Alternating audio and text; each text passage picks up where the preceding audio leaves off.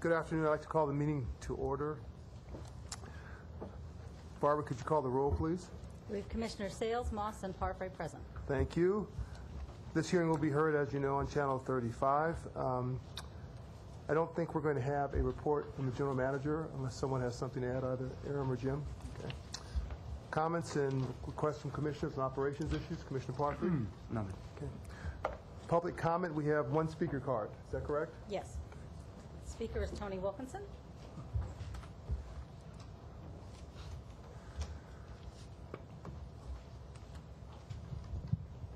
Hello, Tony Wilkinson, the chair of the Neighborhood Council, Department of Water and Power Memorandum of Understanding Oversight Committee. Welcome. Thank you. I wanted to take a few minutes today to talk about the integrated resource plan process that's going on right now. The Power Integrated Resource Plan. It's a huge, complex plan that's really at the core of this board's policy control over the power system. And we all have a commitment to many aspects of power system renewal, and they include energy efficiency, distributed generation, which is basically rooftop solar, and increased use of renewables. But one of the things that the Integrated Resource Plan presentations from the department, it appeared that they were asking everyone to choose from many higher cost options in the Integrated Resource Plan. The options included more, energy efficiency, distributed generation, and early coal elimination. And one of the things that was clear was the cost of energy efficiency in the presentations appeared to be very high for an aggressive program. And as you know, I've already thanked the board for your commitment and our commitment to higher energy efficiency. But one of the things that was clear from the presentation is that all of these items have a cost. And I think before we run out and answer all of the above on the IRP, we need to really keep our eye on the prize, which is elimination of coal-fired generation. And it's going to take a lot of capacity to do that. So I'd like to ask everyone to get involved in this obscure set of documents. The public really needs to understand them because they're the core of our future in the power system. Thank you. Thank you.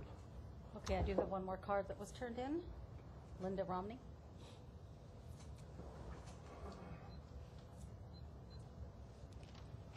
Good afternoon. I'd like to make this board aware that when a ratepayer calls the Department of Water and Power, which is now called Revenue Recovery, and they are then put on a hold for over an hour before their phone call is answered. In addition, there is currently now, after 19 days from receipt of your bill, they will send you out a notice that's called past due. It used to be the policy and practice of the Department of Water and Power that they did not send these notices out until your balance was $250 or above. They're now sending them out for $143. Beyond which, I'm still going back and forth after a year for my Lifeline credit and for my physician's certification credit on my bill. And I'm being told that there's an ordinance that they cannot do it retroactively. It would not be retroactive because of the fact that I filed my paperwork in a timely manner. The fact is that the Department of Water and Power did not respond despite over 50 letters concerning the matter. I previously given documentation to Mr. Nichols sitting at this meeting on August 19th of the proof of service of the recertification and also of correspondence. I've done that previously, and I'm still waiting. I'm due a credit of over $318, and instead, I get disconnect notices. The fact of the matter is, if the Department of Water and Power does not respond to the ratepayers, the San Fernando Valley will have to instigate succession. The San Fernando Valley intends on doing the succession after the November election we will start. We have absolutely no say whatsoever in our department. We have no way of getting any satisfaction. I personally have, as a senior citizen and disabled, even though I did not owe the water and the rate was collected, I had my water and electric turned off for over a year. Water and electric for a senior citizen disabled turned off for over a year when it was not due to my default. and I have damages. Thank you. Thank you. Ms. Romney, it's been brought to my attention that someone's going to meet with you right now from our customer service department, hopefully to resolve the matter. I met with Connie earlier, and I gave her some copies, and she said to me that afterwards she will, meet with me. Okay. So I thank you. Thank you.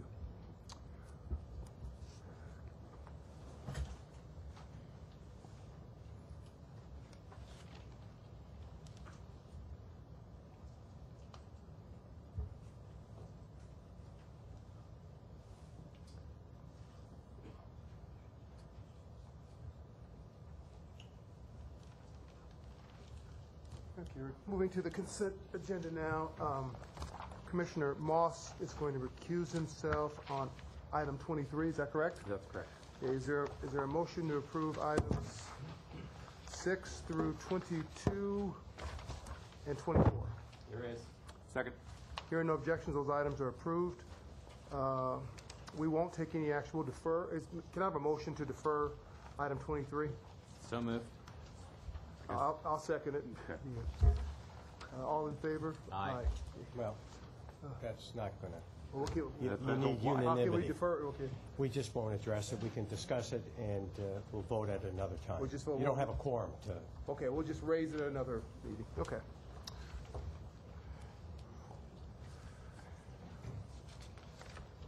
What about item number 5? Is there a motion to approve the minutes? There is. Any second? Second. Hearing no objections, minutes are approved.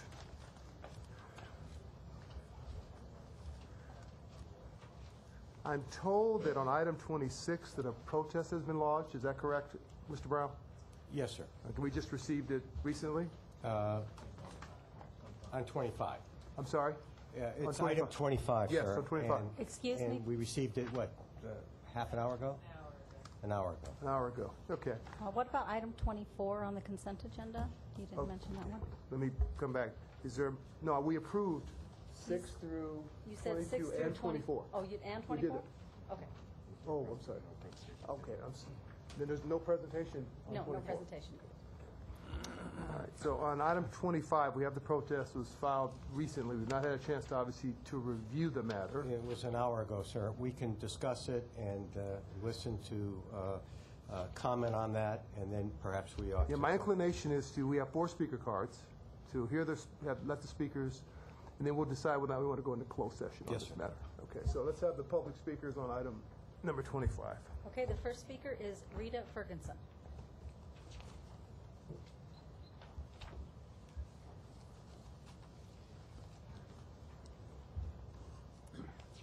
Good afternoon. I'm Rita Ferguson with GNF Concrete Cutting. To be more efficient, I would ask that my attorney and the other parties come up and speak. That's fine. Okay, Anna So Carno. those are your comments right there? Or do you want to speak in addition? I think I need to have them speak first. First, okay, Before, that's yes. fine. Okay, That's then absolutely fine. who will be speaking next then? Is it Anna Carno? Yes. Okay. Thank you. Sure. Thank you for the opportunity to at least be heard. I'm Anna Carno of Carno and Carlton, and we are counsel for Benz Asphalt and Maintenance Company doing business as Medina. The board is correct that we filed our protest as quickly and as early as possible. We did not know of the board's intention or the recommendation to award this contract to HPD until Friday at 4:45, this past Friday. So we did what we could with the time allowed to bring this matter to the board's attention. It is our earnest hope that the board would consider the statements made, the documents presented in support of the protest, and consider it. At minimum, we ask that the contract not be awarded today to allow the board time to consider, because there has been quite a bit of material that was provided, both in terms of factual information as well as declarations and evidence to support the statements included in the protest. There is no prejudice or worry on behalf of the board if this award gets delayed till the review can be done, because the current contract doesn't even expire until December. So the DWP is covered. It's got a contractor on site doing the work until December. This contract takes effect thereafter, so there's plenty of time to review the information. Our hope is obviously that it get awarded to Medina, but if the board is not inclined to do that, then at a minimum, we ask that it be let for rebid, because there is a huge discrepancy in the numbers. And based on the review of the documentation given so far, there's no justification to allow over $12 million to be used, in my opinion, needlessly. There's a huge discrepancy between the two bids. It merits scrutiny on behalf of the board. Next speaker. Would that be Gregory Ferguson or Daniel Frias? Daniel Frias? I'm Okay. Daniel, sorry. Daniel Farias, General Manager, Medina Construction. We are a DBA of Benz Asphalt Maintenance Company Incorporated. We were notified of the award away letter that was received at 4:45 p.m. via fax and email. I was in a meeting in my office in Riverside on Friday at that time. Prior to that time, within the documentation that you are provided to review, we were led to believe that as the low-cost provider and the low bidder on the project, that we were going to be receiving this award today. In fact, I was prepped in a conversation a week ago Friday on October the 5th by members of the DWP in a phone call that came to my office at 5:30 p.m. from staff saying, be prepared to address the board and so forth. The analysis had been done, the scrutiny had been done, the vetting of our company's documentation had been placed in hand. On Tuesday, I received a call on October the 9th about a challenge that was received, a protest that was received with regards to the filling out of a document. We are not contesting that. In the process of putting together these 60-plus documents, we omitted the name of a concrete supplier for material. The question before the board today is because of an error of omission, unintended obviously, why would I want to cost my company this contract? Are you willing to approve the expenditure of almost $13 million of ratepayer money for that omission? Or, as my attorney stated, is it more prudent on behalf of the ratepayers and residents of this community to send this contract out to bid so that you ensure them that you are getting market price for the services being rendered? It is obvious with that kind of discrepancy, you are not. So, our challenge to the Commission today is to do the right thing and review the recommendations that we have suggested and put the project back out to bid. Could I fight because of an omission, unintended? Sure. But I believe in the spirit of what staff did and the words written within the contract. I am not saying hold somebody else to one standard and us to another. But there is documentation that we provided today which shows that the only other bidder was also a non-responsive bidder according to the rules of the bid process. So, therefore, you have received no responsive bids. Therefore, the contract, our suggestion to staff yesterday in a conversation was, why don't you just extend the existing contract for another 30 days? Okay, thank you for your Okay? comments. And that's all. Thank you. Appreciate your time to speak here. Okay? Ma'am, do you want to speak also? I just, on this particular... State your name for the record. It's Rita Ferguson with G&F Concrete Cutting. I just wanted the board to understand the position of G&F Concrete Cutting. We were just notified that HPD listed us on this contract, but when they outreached our company, we declined to bid with them because of previous working history. And so for them to put our name down on this bid was a fraudulent an act, because we did not give them a monetary value. We actually told them, no, we will not bid on this project, and they went ahead and put our name on it, which was relevant in the fact that they had to list a diverse company and used us for some of those points. So I just wanted to make sure that the board understood that. Thank you. Thank you. We had 4 speaker cards. Is there? Yes, I still have Gregory Ferguson. Good. Procedurally, what I'd like to do, if we can, I'd like to defer the matter, given the protest. Can we still discuss it in closed session if I defer the matter? Defer it until later? Next week, you defer it Yes. until next meeting. Or Yes, so. you can discuss it at any time because it's been agendized in open session, so you can always go into closed session. So is there a motion to defer? Wait, let me just clarify. Are you saying not take a vote on it today? Right. And defer? I think we should discuss before we make a decision about deferring or not. My only concern is will we have actual time to, we're going to keep people here waiting. My only will we have time to actually go through a protest, which I understand is quite lengthy, to really fully grasp the content of the proposal, of the protest. But It's up to you.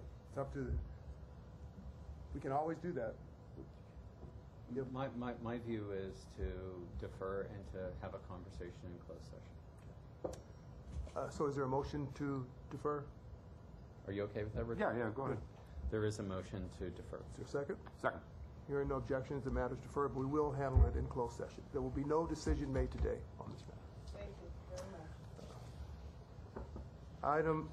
On item 26, there was a typo. It said the contract to exceed 17 million. It's not to exceed, just to clarify that.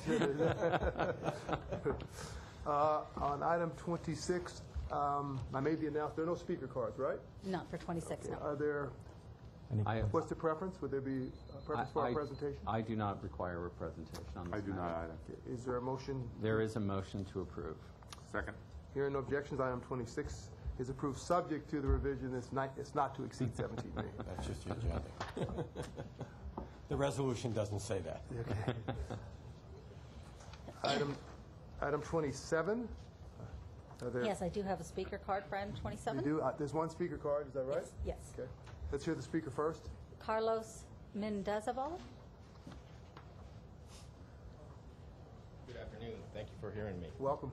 I'm not contesting the award to Itron at all. I think Itron's a good firm for this project. The only thing that I'd like to bring to the board's attention is the low percentage in the minority business participation, which is 1.14%.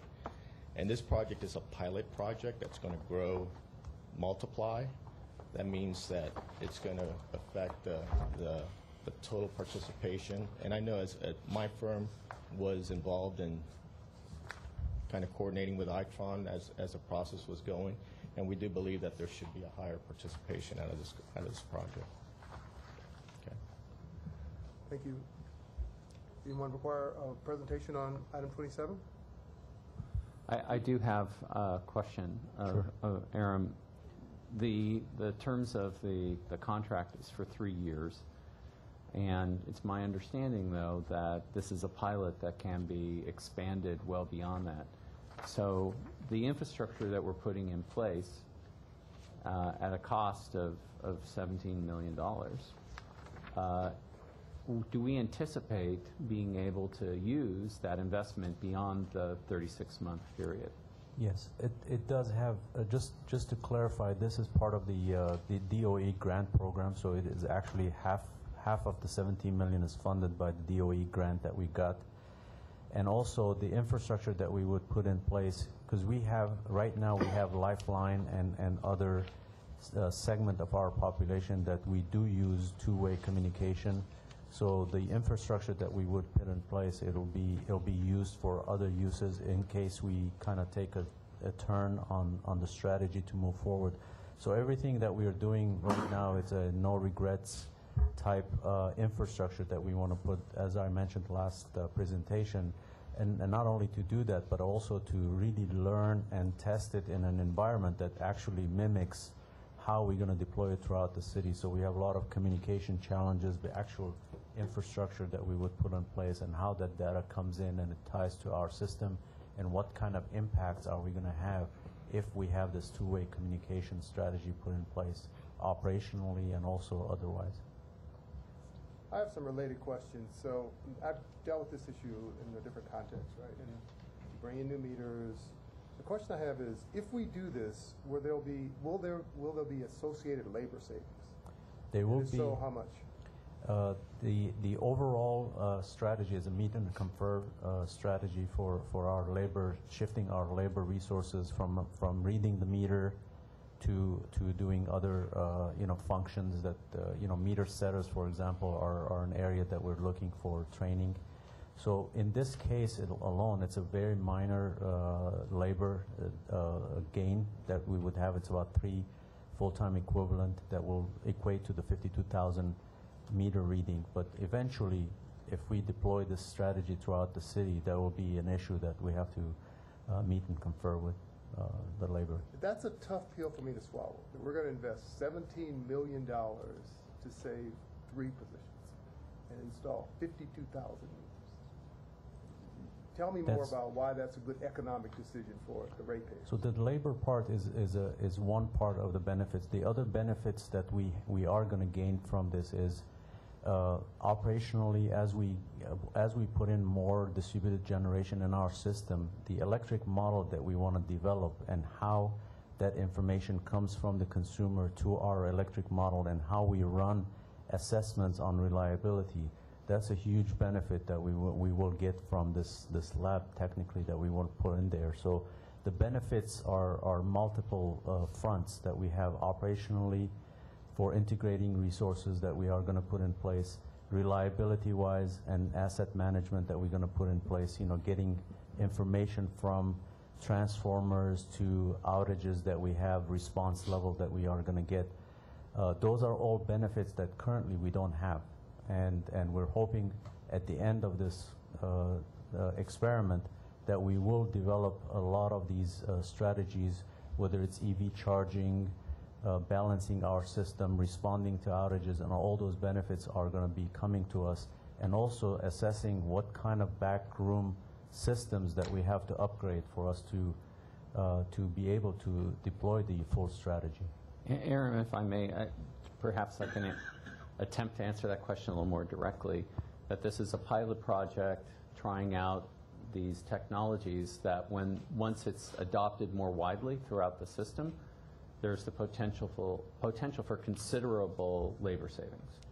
But in this pilot project, it's premature to say that there will be labor savings. But we're going to invest $17 million. Well, eight and a half, because 8.5 is coming from. It's half from funded. DOE. We're going to invest $8.5 million. To understand the technology better, that's my assessment, that we're putting it through the ropes in a real-time setting, which is different than testing it through a lab.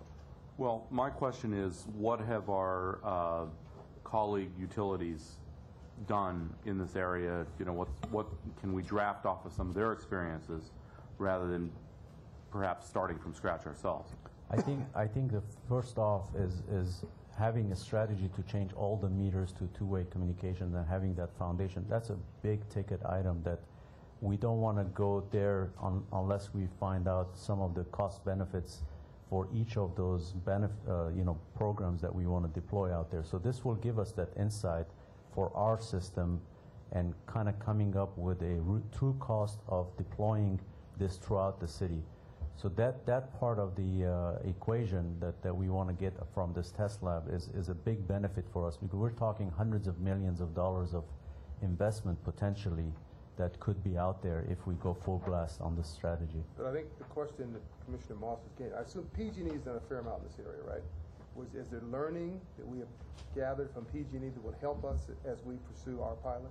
We do have a lot of the lessons learned, and I think a lot of the strategy that we're putting in this test lab is to learn. A lot of these companies that deployed the front end of the smart grid system, they didn't go throughout the whole analysis of what does that mean to your customer information system? What does it mean to your outage management system? What does it mean to your current communication infrastructure? So if we don't have a comprehensive look at all these ripple effects of these investments that we must go through in order for us to have a full-blown system that works, I think that's a huge risk that we will avert by having this kind of information coming out of the test lab. So tell me more about when you say test lab. I mean, where's it going to be, and how are you actually going to simulate real-time, real-world conditions?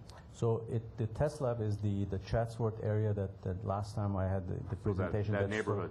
That neighborhood that kind of mimics a mini microgrid system. That's one of the city blocks that we're taking. The other test lab is the universities, the UCLA, the USC, and the JPL that are in the grant with us. the campuses that we have, a lot of the housing and a lot of the EV charging stations that they have on campuses, and how we can aggregate large communities like a campus with the smart grid strategies. Those are also part of our test lab. So we are putting a lot of these in different areas to kind of make sure we get enough test points out there to gather information on, when we deploy it throughout the city, what other lessons we learn from the system. No, I'm sorry, what was the timing of when you're going to start getting back results?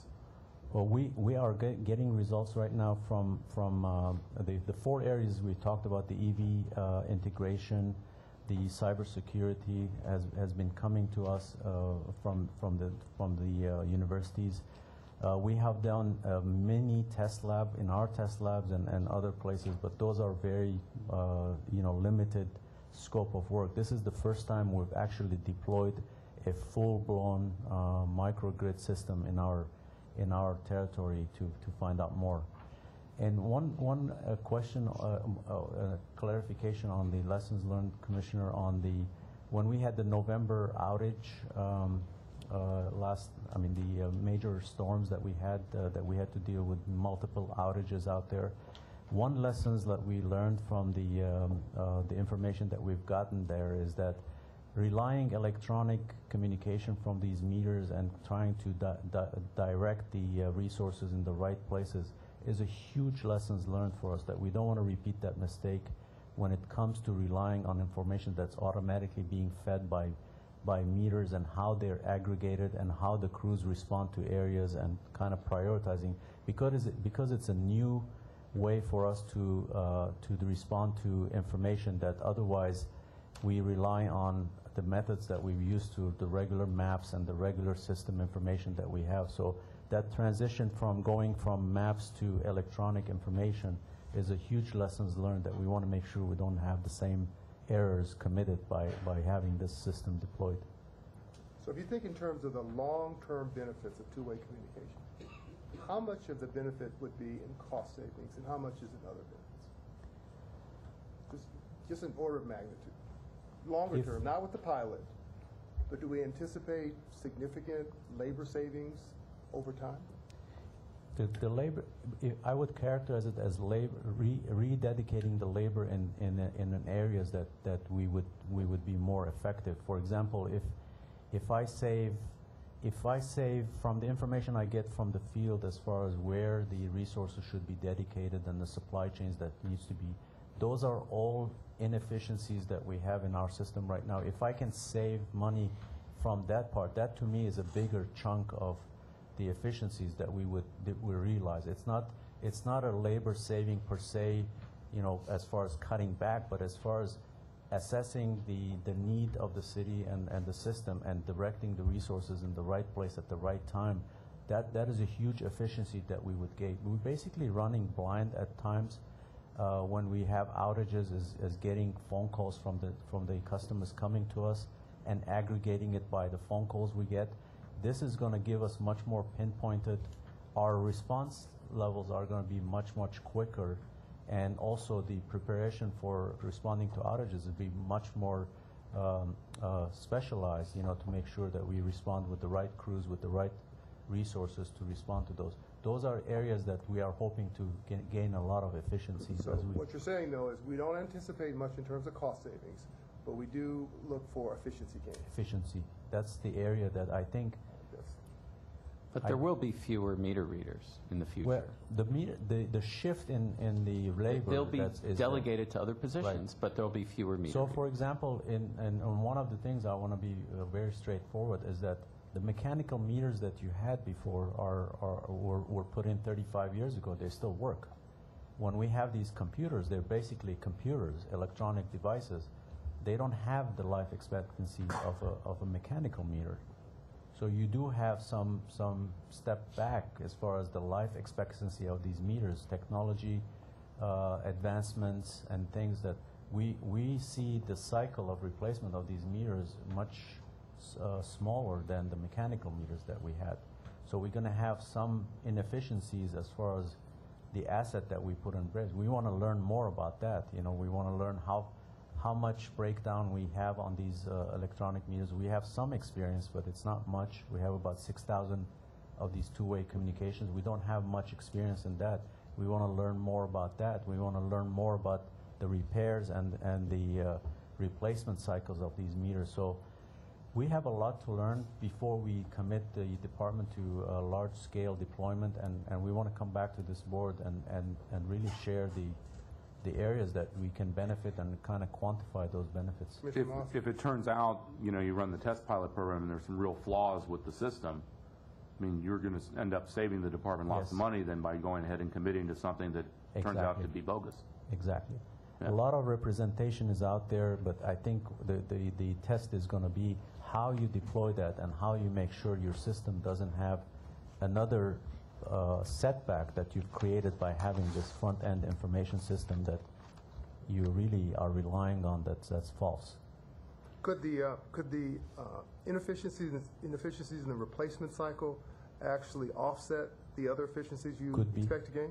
Could be, but we won't know that. We won't know that until we go through this. Okay. And that's a huge gain for us. Okay. A couple of questions. Aaron, what happens to the DOE dollars if we don't approve this today? We have committed to DOE because this is Well, let's say the board doesn't approve this. What happens to that DOE $8.5 million? We have to go back and file for a change of scope because one of the conditions we got the grant is to have this kind of experimentation out there for sharing with others on what our findings are, and that's the condition for us to. And it's my understanding that other utilities are moving ahead with, smart meters. And do you think that Los Angeles would be in a competitive disadvantage if the surrounding municipal utilities and Southern California Edison moved ahead with smart meters and LA DWP did not do that? I think the answer is you won't know until we run the pilot. Based on that's what you true. told me earlier, we don't know. There could be more inefficiencies and efficiencies. We don't know until we run the pilot. For our system, and it's kind of unfair to compare our system with other systems because of the different composition and the geography and stuff, but I think it's a prudent thing to do to learn what you're getting into before you deploy it throughout the city. Broadly. Okay. Is there, anyone have any more questions? I do have another speaker card that was turned in. Oh, okay. Okay, the speaker is Linda Romney.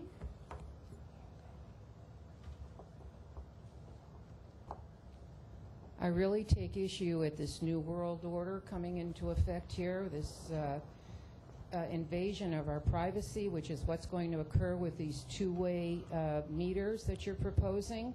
The fact of the matter is that your ratepayers do not want this new metering system that you have, this smart metering, which tells the DWP exactly what our usage is, when we turn on our washing machines, etc. It's an invasion of our privacy, and I'd like to know, as a monopoly with the DWP, if your ratepayers can exclude themselves, because we don't want it. Not only that, there's studies that show the amount of electricity and the kind of electricity that's emitted from these new computers that you're talking about, and the effect that they have on the human structure. And we don't want them. Your pilot program is in apparently Chatsworth, which is in the San Fernando Valley. I want to thank you very much because this just gives us one more quill to add as to why the San Fernando Valley will be succeeding from the rest of the Department of Water and Power. Under no circumstances do we want our meters that we currently have changed. And it doesn't make any sense whatsoever to take $8 million of the ratepayers' money when we're in a depression. I know that's a depression other than the city workers and the workers for the Department of Water and Power, and just throw it away on something when you know the old meters last 35 years and the new ones don't. This doesn't make any sense, and we don't want to participate in it. Thank you. Thank you. Any other thoughts from commissioners or questions? Is there a motion to approve item 27? So moved. Is there a second? Second. Hearing no objections, item 27 is passed. Item 28, Aram? You want presentation? Basically, This station that we're asking for amendment number 3 is a station that's in City of Glendale. As you know, City of Glendale is part of our LA Balancing Authority, and we operate and maintain this substation, which is next to the generating unit in Glendale. Amendment number 3 is a change based on the new NERC regulation. Is basically we are updating the language in our agreement to reflect the reality of the new requirements from NERC and the consequences of not having those conditions met. Is the department taking responsibility for it? Questions or comments from commissioners? Motion to approve? So moved. Second. Hearing no objections, item 28 is approved. We have a speaker card on item 29. Mr. Elbinger.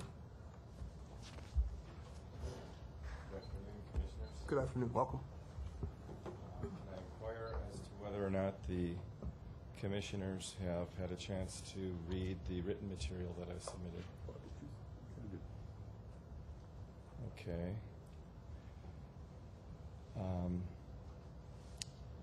So you read the part about the retaliation. You read what I submitted? We read the material. You read it. Okay. Then I'd just like to ask that that be made part of the record, and there's nothing else I have to say. Thank you. Any questions from either one of the commissioners? Commissioner Parfrey? No, thank you. Is there a motion?